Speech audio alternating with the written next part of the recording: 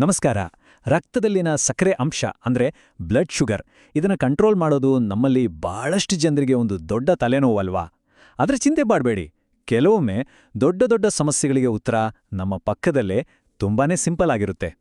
ಒಂದು ಕ್ಷಣ ಯೋಚನೆ ಮಾಡಿ ನೋಡಿ. ಪ್ರತಿದಿನ ಏನ್ ತಿನ್ಬೇಕು, ಯಾವಾಗ ಎಕ್ಸಸೈಸ್ ಮಾಡಬೇಕು, ಮಾತ್ರೆ ತಗೋಬೇಕು, ಇದೆಲ್ಲ ಯೋಚನೆ ಮಾಡಿನೇ ಸುಸ್ತಾಗುತ್ತೆ.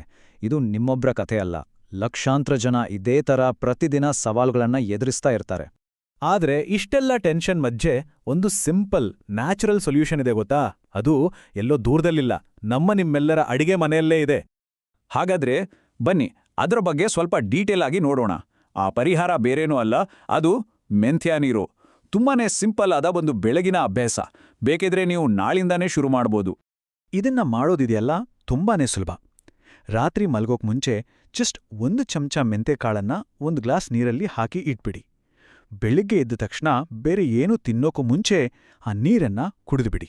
ಅಷ್ಟೇ. ನೋಡಿ, ಇದಕ್ಕಿಂತ ಸಿಂಪಲ್ ಏನಾದ್ರೂ ಇದೆಯಾ? ಸರಿ, ಇದನ್ನ ಕುಡಿದ್ರೆ ಏನಾಗುತ್ತೆ ಅಂತ ಗೊತ್ತಾಯ್ತು. ಆದ್ರೆ ಇದು ಹೇಗೆ ಕೆಲಸ ಮಾಡುತ್ತೆ? ಏನಿದ್ರ ಹಿಂದಿನ ಸೈನ್ಸ್? ಬರೀ ಇದೊಂದು ಅಜ್ಜಿಮದ್ದಷ್ಟೇನಾ, ಅಥವಾ ಇದಕ್ಕೇನಾದ್ರೂ ಸೈಂಟಿಫಿಕ್ ಕಾರಣ ಇದೆಯಾ? ಬನ್ನಿ ತಿಳ್ಕೊಳ್ಳೋಣ. ಇಲ್ಲಿರೋ ಸಾಮಾನ್ಯವಾದ ವಿಷಯ ಅಂದ್ರೆ ಕರಗುವ ಫೈಬರ್ ಅಥವಾ ಸಾಲ್ಯೂಬಲ್ ಫೈಬರ್. ಮೆಂತ್ಯ ಕಾಳಲ್ಲಿ ಇದು ತುಂಬಾನೇ ಜಾಸ್ತಿ ಇರುತ್ತೆ. ಇದು ಏನ್ ಮಾಡುತ್ತೆ ಅಂದ್ರೆ ನಮ್ಮ ದೇಹದೊಳಗೆ ಒಂದು ಸ್ಪಾಂಜ್ ಥರ ಕೆಲಸ ಮಾಡುತ್ತೆ. ನಾವು ತಿಂದ ಆಹಾರದಲ್ಲಿರೋ ಸಕ್ಕರೆ ಅಂಶ ಬೇಗನೆ ರಕ್ತಕ್ಕೆ ಸೇರದ ಹಾಗೆ ನಿಧಾನ ಮಾಡುತ್ತೆ.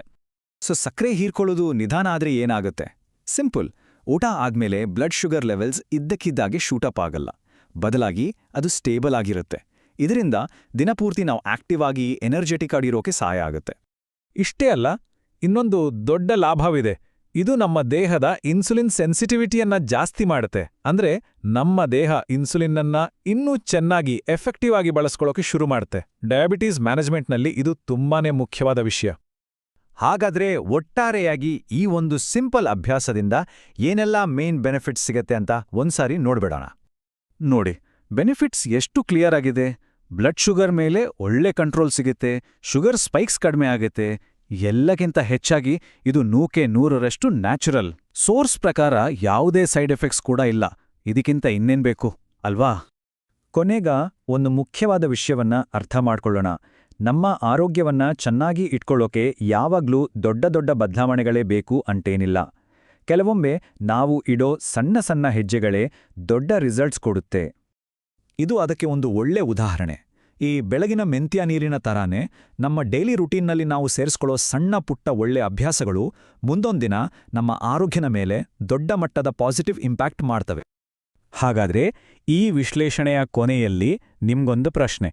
ನಮ್ಮ ಆರೋಗ್ಯದಲ್ಲಿ ನಿಜವಾದ ದೊಡ್ಡ ಬದಲಾವಣೆ ತರೋದು ಯಾವುದು? ಒಂದೇ ಸಾರಿ ಮಾಡುವ ದೊಡ್ಡ ಲೈಫ್ ಸ್ಟೈಲ್ ಚೇಂಜಾ, ಅಥವಾ ಪ್ರತಿದಿನ ನಾವು ತಪ್ಪದೆ ಪಾಲಿಸುವ ಇಂತಹ ಸಣ್ಣ ಸಣ್ಣ ಅಭ್ಯಾಸಗಳ? ಯೋಚನೆ ಮಾಡಿ. ಮುಂದಿನ ವಿಷಯದೊಂದಿಗೆ ಮತ್ತೆ ಸಿಗೋಣ.